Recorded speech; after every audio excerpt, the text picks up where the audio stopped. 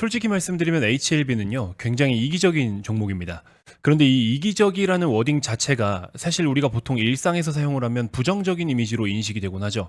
하지만 주식시장에서는 오히려 좋습니다. 매우 긍정적인 거예요. 최근 시장을 겪고 계시면 잘 아시겠지만 계속되는 하락장, 약세장 때문에 머리가 지끈지끈하시죠. 날도 덥고 비는 계속 쏟아지고 습하고 날씨도 짜증나 죽겠는데 주식장도 7월 들어서 첫째 주를 제외하고는 그 뒤로 2주간 줄곧 내리꽂고 있습니다. 자, 코스피 같은 경우에는 딱 방산하고 조선 요 정도만 그나마 강했었고요.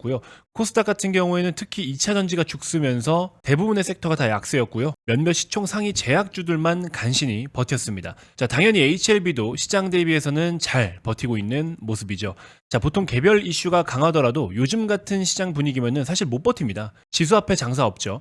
자, 근데 HLB 같은 경우에는 최근 하한가 두 방부터 해서 한투가리 하고 올라온 상황이라 그런지 굉장히 좀 잘 버텨내주고 있기는 합니다.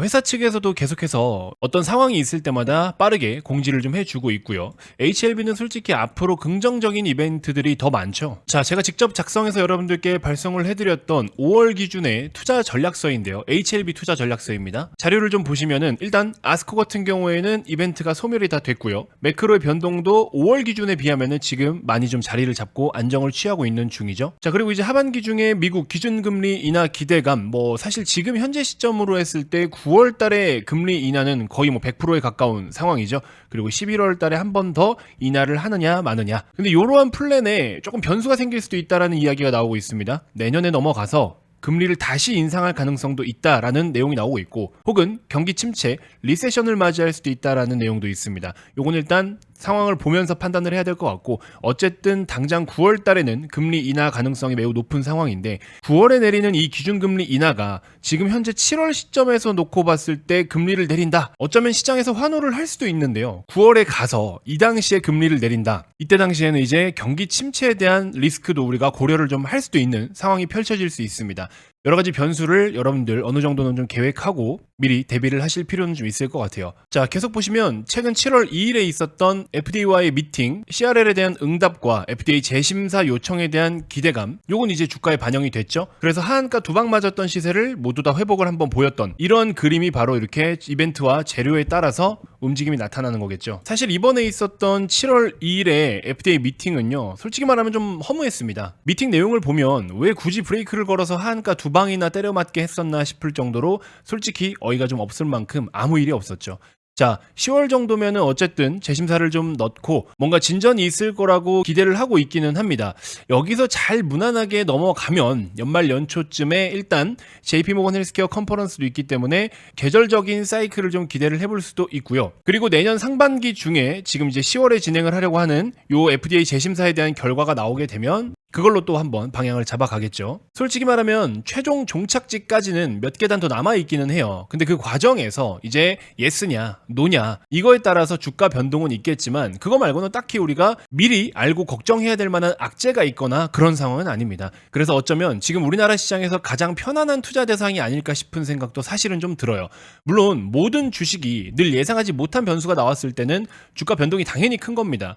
이건 그때그때 이슈를 파악해서 빠른 대응을 해주셔야 되는 거고 사실 당연한 거죠. 근데 HLB 주주님들은 각자 본인 계좌 사정에만 너무 집착하지 마시고요. 앞으로 남은 일정들과 이벤트를 소화하면서 그때 yes or no에 대한 주가의 극단적인 변동성들만 고려를 해서 대응 전략을 구상하시길 바라겠습니다. 제가 몇몇 분들하고 소통을 좀 해보니까 어느 정도 계획이 또 있으시더라고요. 이번 FDA 미팅도 마찬가지였어요. 7월 1일에 어느 정도 매도를 하신 구독자분도 있었는데 여기서 좋은 내용이 나왔기 때문에 그나마라도 주가가 올랐지만 혹시 좋지 않은 내용이 나와서 주가가 부러진다면 나는 그 이하는 감당하기 어려울 것 같아 라는 판단에 7월 2일 미팅을 앞두고 하루 전날에 매도를 하셨다라고 해요. 결과론적으로는 좋은 내용이 나와서 주가가 많이 올라갔지만 반대의 상황으로 펼쳐졌을 때에 대한 리스크가 나는 부담스럽다라고 한다면 이 정도의 손실을 인정하는 것도 현명한 선택이었죠. 그래서 제가 굉장히 극찬을 좀 해드린 우리 구독자님이 계십니다. 자, 이처럼 앞으로 최종적인 이 모든 절차가 완벽하게 승인이 다 돼서 생산을 한 뒤에 또 마케팅을 해서 시판을 할 수 있는 그 상황까지 그 과정까지의 모든 시간들과 일정들에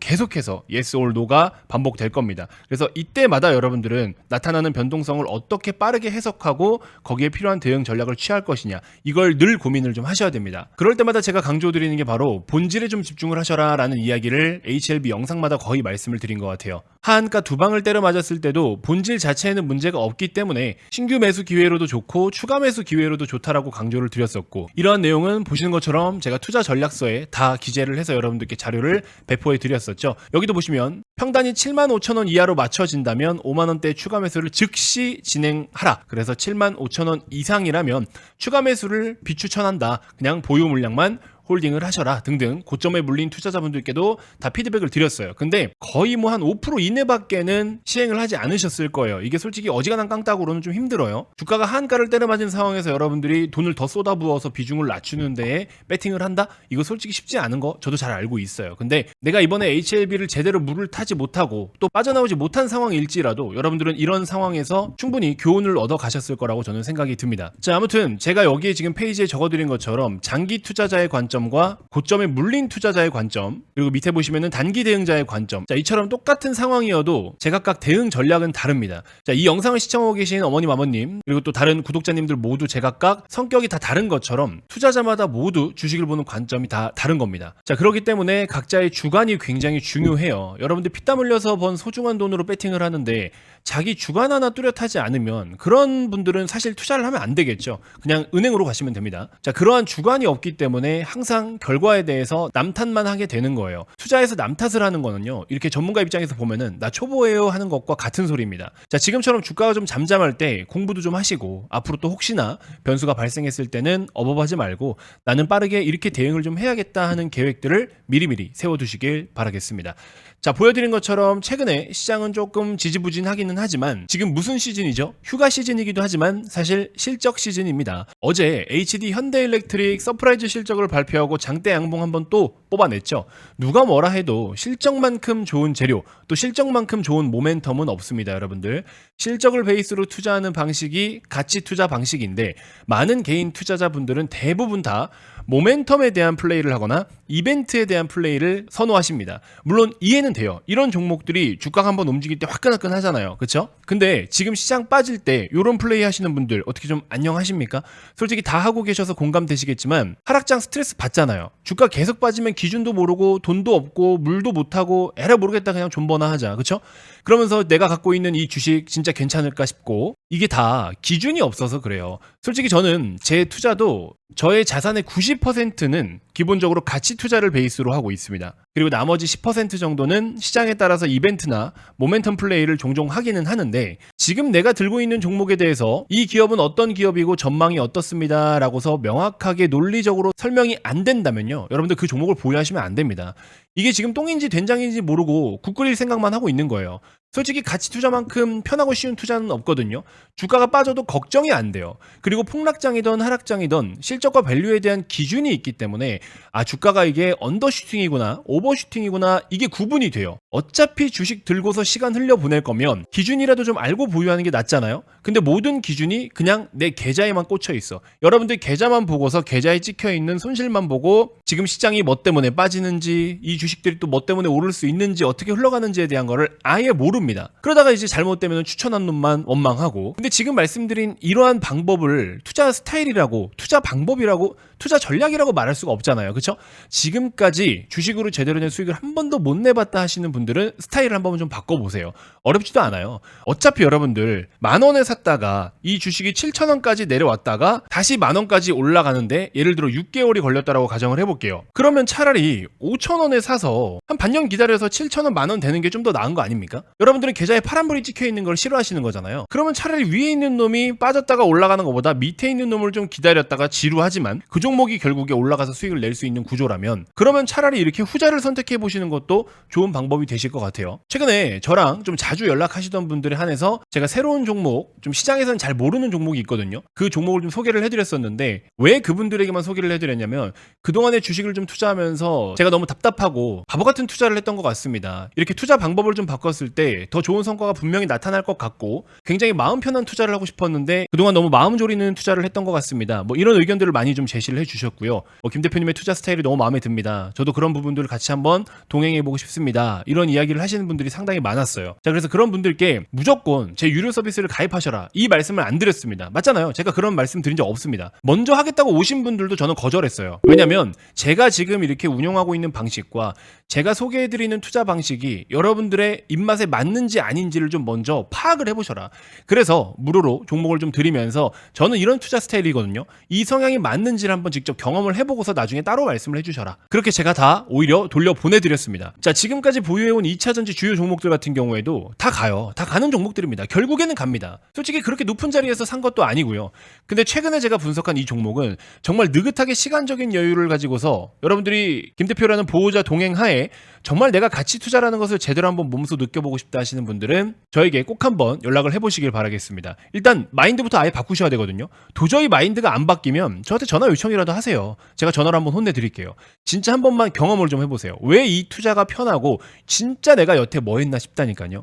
가치 투자 관련 영상과 앞으로 또 여러분들이 이 투자로 어떻게 자산이 불어날지에 대한 눈으로 미리 볼 수 있는 계획까지 싹 시뮬레이션을 좀 해드릴게요. 그리고 종목으로도 한번 도와드려 보도록 하겠습니다. 성격 급하신 분들은 죄송하지만 신청하지 말아주세요. 서로 피곤해질 것 같거든요. 부탁드릴게요. 좋은 일하고 욕먹으면 솔직히 저도 인간인데 짜증 나잖아요. 투자 스타일 제대로 한번 바꿔보고 싶고 앞으로 나는 한번 달라져 보고 싶다 하시는 분들, 좀 뭔가 굳게 다짐하고 행동을 좀 바꿔보고 싶다 하시는 분들은 꼭 한 번씩 연락을 주시길 바라겠습니다.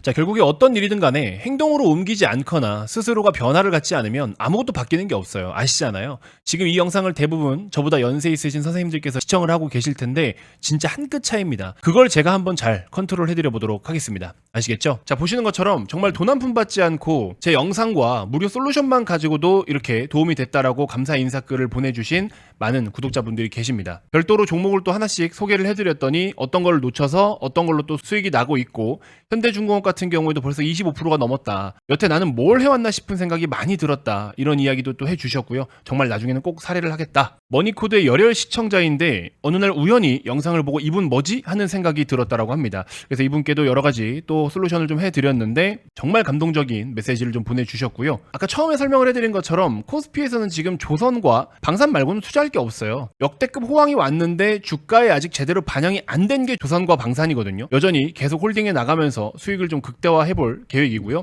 방산도 마찬가지로 일부 보유하고 있는데 이런 식으로 수익률들이 어마어마합니다. 지금 좀 있으면 또 300% 가까이 도달하기 직전입니다. 현대일렉트릭 같은 경우에는 벌써 600%대 넘었습니다. 실리콘2 같은 경우에는 전량 익절을 했는데 다시 또 고개를 들기 시작하죠. 대부분 330% 정도에서 수익 실현을 좀 마무리 잘 했고요. 자, 이런 식으로 여러분들 가치 투자 베이스로 투자를 했을 때 여러분들께 정말 많은 변화가 생길 겁니다. 자, 그래서 이런 투자 스타일을 한번 여러분들께 적용을 좀 해서 나도 좀 느긋하게 그리고 또 꾸준하게 자산을 한번 불려보고 싶다 하시는 분들은요, 김 대표 개인 번호 010-6644-3303으로 가치 투자라고 문자를 보내주신 분들만 무료로 솔루션을 한번 도와드려 보도록 하겠습니다.